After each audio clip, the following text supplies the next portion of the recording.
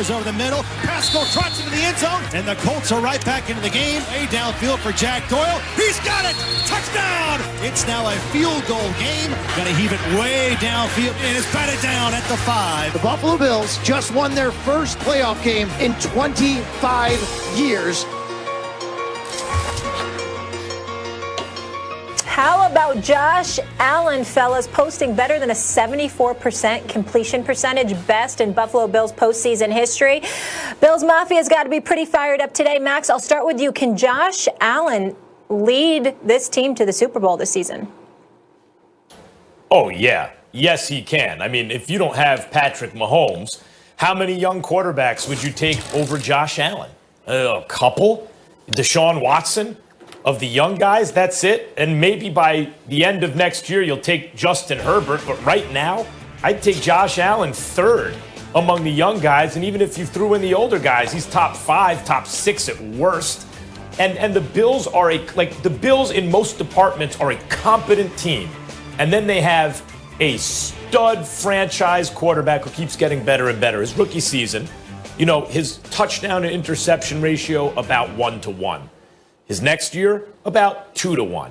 Now it's better than 3-to-1.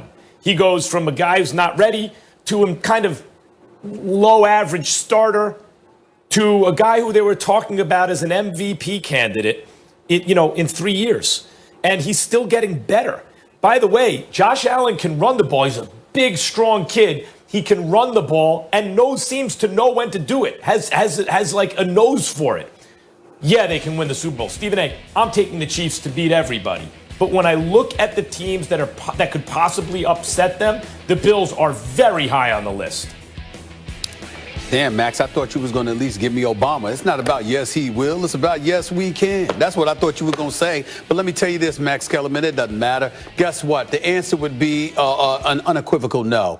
Because guess what? You got to win the Super Bowl, you got to get to the AFC Championship game first. How the hell are you going to do that getting through the Baltimore Ravens? I don't see that happening. Listen, I love Josh Allen. I love what I've seen from him. You throw for over 4,500 yards, 37 touchdowns, 10 interceptions.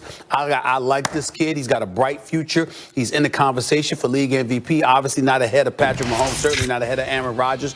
To me, not even ahead of Derrick Henry. We get all of that. But in the end, you've made it by having a primary target in Stephon Diggs, who had about 120 receptions for about 1,535 yards. And then he just had 6 receptions for like 128 the other day. And Mr. You throwing over 300 yards. It's all nice, fine, and dandy. Here's the problem.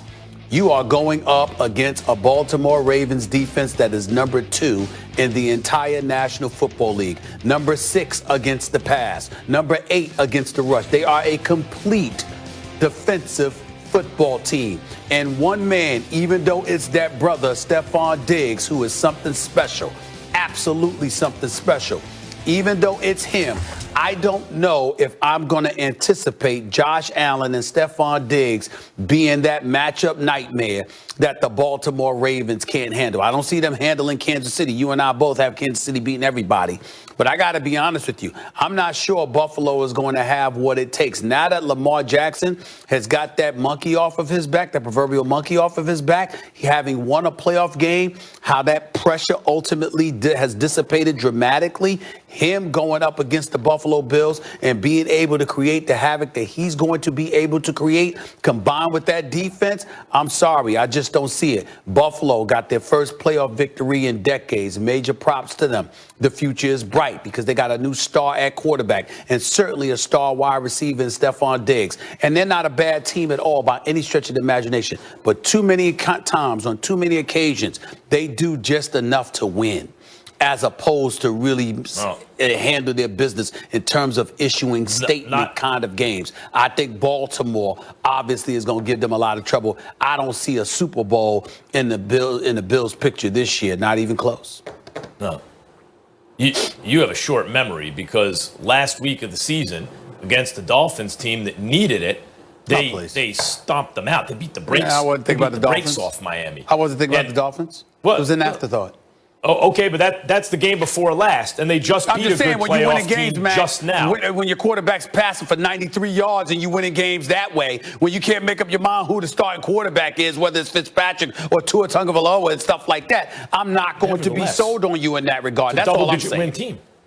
I'm just saying that's how I feel about Miami right now. The Dolphins They're had going in the right direction, but that's how I feel that's about fine. But the Dolphins had quality wins this season, but the Bills did not let that be a competitive game. And the Bills were resting their starters in that game in the second half, and the Dolphins were playing for their lives. And it still didn't matter. The point is, you mentioned the Bills don't make statement games. That was a statement game. And just winning their last game against a well-balanced and good playoff team was a statement game. And you bring up Stephon Diggs.